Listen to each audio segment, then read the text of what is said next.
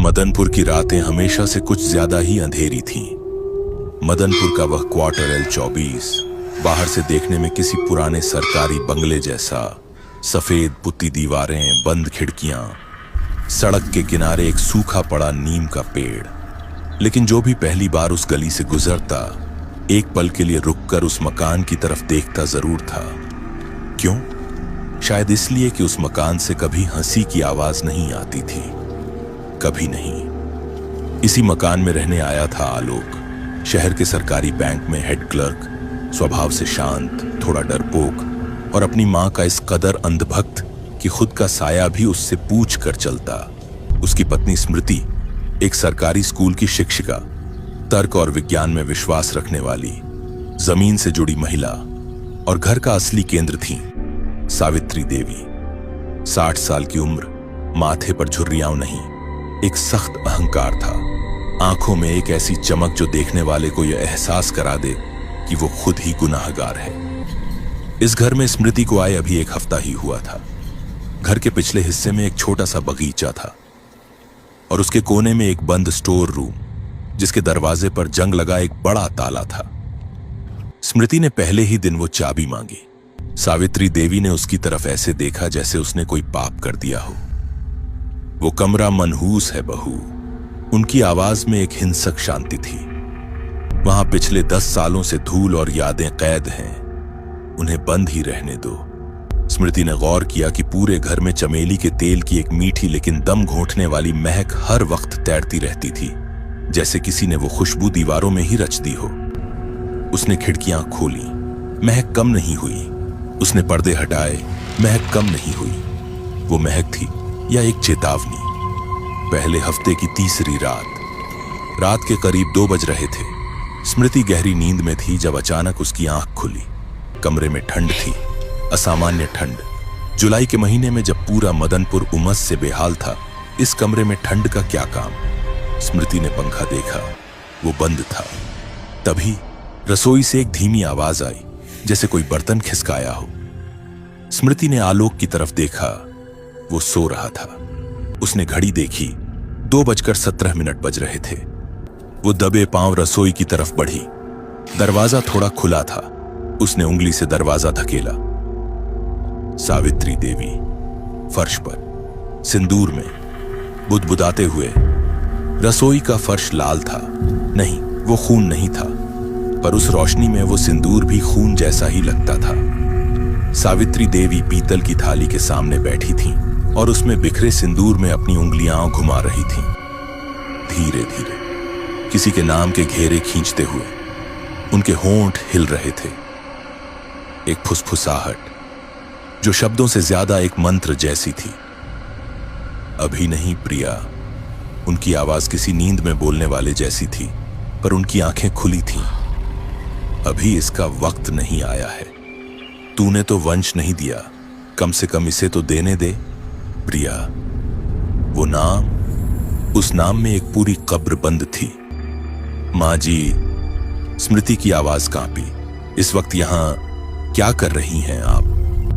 सावित्री देवी ने धीरे से गर्दन घुमाई, बहुत धीरे। उस गति में कुछ था, कुछ जो इंसानी नहीं लगा। उनकी आंखें पूरी तरह लाल, ऐसे जैसे भीतर कोई आग जल रही हो। फिर एक पल में वो पलटी, सिंदूर समेटा और उठते हुए बोली, नींद में चलने की बीमारी है मुझे, तू जाकर सो जा। स्मृति वापस अपने कमरे में आ गई। आलोक अभी भी सो रहा था, पर स्मृति की आंखों में नींद नहीं थी। सिर्फ वो एक नाम था, प्रिया, प्रिया, प्रिया। अगले दिन सावित्री देवी के मंदिर जाने के बाद स्मृति पड़ोस में रहने वाली रमा काकी के पास गई। रमा काकी 60 पार, पान की पीक वाले होंठ, सालों से उसी मोहल्ले में, मदनपुर की जीती जागती दास्तान। बातों बातों में जब स्मृति ने प्रिया का नाम लिया, रमा काकी के हाथ से चाय का कप छूट गया। उन्होंने इधर उधर देखा, जैसे दीवारें भी सुन रही हों। फिर वो खींचकर पास बैठ गईं और फुसफुसाईं। बेटा प्रिया इस घर की पहली बहू थी, बड़ी सुंदर, बड़ी गुणी।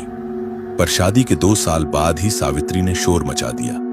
बांझ है, खानदान डुबोएगी। फिर एक रात खबर आई कि वो किसी पुराने प्रेमी के साथ भाग गई। रमा काकी रुकी, उनकी आंखों में एक पुरानी डर की परत थी। पर सच कहूं बेटा, उस रात मदनपुर के स्टेशन पर कोई ट्रेन नहीं रुकी थी, एक भी नहीं। स्मृति के मन में शंका का बीज गहरा हो गया था, इतना गहरा कि उखाड़ने से नहीं जाता। दोपहर। सावित्री देवी मंदिर गई थी, आलोक बैंक में था। स्मृति स्टोर रूम के दरवाजे के सामने खड़ी थी। उसके हाथ में एक लोहे की छड़ थी। उसने ताले पर वार किया, 1 बार, 2 बार, 3 बार। चौथी बार ताला टूट गया और एक आवाज आई, धम्म, जैसे किसी ने भीतर से दरवाजा धकेला हो। पर जब स्मृति ने दरवाजा खोला, अंदर सिर्फ धूल थी, मोटी पुरानी गहरी धूल, जैसे सांसें बंद हुए जमाना हो गया हो। पुराने ट्रंक, टूटी कुर्सियां और कोने में एक लकड़ी की अलमारी। स्मृति के कदम अलमारी की तरफ खींचे। उसने दरवाजा खोला। अंदर एक मखमली पोटली और एक फटी हुई डायरी। डायरी के मुखपृष्ठ पर लिखा था प्रिया, और उस नाम के नीचे एक छोटा सा दिल बना था जो अब आधा मिटा हुआ था। स्मृति के हाथ कांप रहे थे जब उसने पन्ने पलटने शुरू किए। प्रिया की डायरी, कुछ चुने हुए अंश। आज माँ जी ने फिर मुझे उस तांत्रिक के पास बिठा दिया। वो आदमी मुझे गंदी नजरों से देखता है, आलोक सब जानता है, पर वो कुछ नहीं बोलता। मेरी मेडिकल रिपोर्ट कहती है कि मैं मां बन सकती हूं। समस्या आलोक में है, पर मां जी कहती हैं अगर ये बात बाहर गई तो खानदान की नाक कट जाएगी। वो मुझे हर रात एक कड़वा काढ़ा पिलाती है, जिसे पीकर मेरा दम घुटता है। आज मैंने छुपाकर काढ़े की जांच करवाई। जो उन्होंने नहीं सोचा होगा वो ये कि डॉक्टर मेरा दोस्त है। उसने कहा इसमें धीमा जहर है, धीमा, ताकि पता न चले। माँ जी मुझे मार रही हैं, रोज थोड़ा थोड़ा। माँ जी ने मुझसे वसीयत पर अंगूठा लगवा लिया। मैं समझ नहीं पाई। कल उन्होंने कहा, बहू, घर की जमीन बड़ी कीमती है, बस ये एक काम कर दो, और मैंने कर दिया। बेवकूफ, मैं कितनी बेवकूफ हूं। आखिरी पन्ना आधा फटा हुआ, उस पर भूरे लाल धब्बे जो कभी लाल रहे होंगे।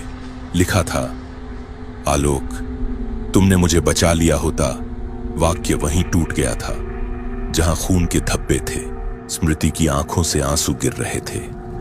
उसने डायरी बंद की, पर डायरी की दास्तान उसके जहन में खुली रही। तभी उसे एहसास हुआ कि कमरे की रोशनी बदल गई है। पीछे एक परछाई। सावित्री देवी दरवाजे पर वापस आ चुकी थी। उनके हाथ में वही पीतल की थाली थी। उनके चेहरे पर कोई भाव नहीं था, बस एक ठंडी नंगी क्रूरता। बहुत शौक है ना तुझे दूसरों के फटे में पैर अड़ाने का। वो धीरे धीरे आगे बढ़ी। स्मृति पीछे हटी, पर दीवार आ गई। सावित्री देवी ने स्मृति की गर्दन पकड़ ली, दोनों हाथों से उसे दीवार से सटा दिया। प्रिया भी ऐसी ही थी, सवाल बहुत करती थी। उनकी आंखें अब फिर वही लाल। अब तू भी वहीं जाएगी जहां वो गई है। स्मृति का सांस घुट रहा था, उसकी आंखें धुंधली हो रही थीं। तभी कुछ बदला। पूरे घर का तापमान एक झटके में गिर गया, जैसे किसी ने मुर्दा घर का दरवाजा खोल दिया हो। चमेली के तेल की वो महक जो अब तक मीठी थी, एक पल में इतनी तेज हो गई कि सांस लेना मुश्किल हो गया। और फिर कोने में रखे उस पुराने आईने में एक हलचल। आईने में एक चेहरा, बिखरे बाल, पीला माथा और माथे पर दहकता हुआ सिंदूर। प्रिया। उसके बाल बिखरे हुए थे, जैसे किसी ने जबरदस्ती खींचे हों। चेहरा पीला पड़ चुका था, उस पीलेपन से जो सिर्फ मिट्टी में सोने वालों को होता है। लेकिन उसके माथे पर लगा सिंदूर वो ताजा था, चमकता हुआ, किसी ताजे घाव की तरह दहकता हुआ। प्रिया की रूह ने एक चीख मारी। वो चीख कोई आवाज नहीं थी, वो एक लहर थी, एक झटका जो हवा में, दीवारों में, फर्श में और सावित्री देवी की हड्डियों में उतर गया। सावित्री देवी के हाथ स्मृति की गर्दन से ढीले पड़ गए। घर की सारी बिजली गुल हो गई। अंधेरे में बस एक चीज दिख रही थी, प्रिया का चमकता हुआ सिंदूर। आलोक भागता हुआ स्टोर रूम की तरफ आया। उसने देखा उसकी मां हवा में उठी हुई थी, दोनों पैर जमीन से ऊपर। कोई अदृश्य हाथ उनका गला थामे था। आलोक रोने लगा, मां, प्रिया मुझे माफ कर दो। पर प्रिया का गुस्सा 10 साल की कैद का गुस्सा माफी से शांत होने वाला नहीं था। सावित्री देवी फर्श पर दे मारी गई, उनकी आंखें फटी रह गईं, उसी जगह को देखते हुए जहां वो गिरी थी। और वो जगह वही थी, ठीक वही जहां उन्होंने 10 साल पहले एक जवान बहू की लाश को फर्श के नीचे दफन किया था। फर्श की मिट्टी धंसने लगी।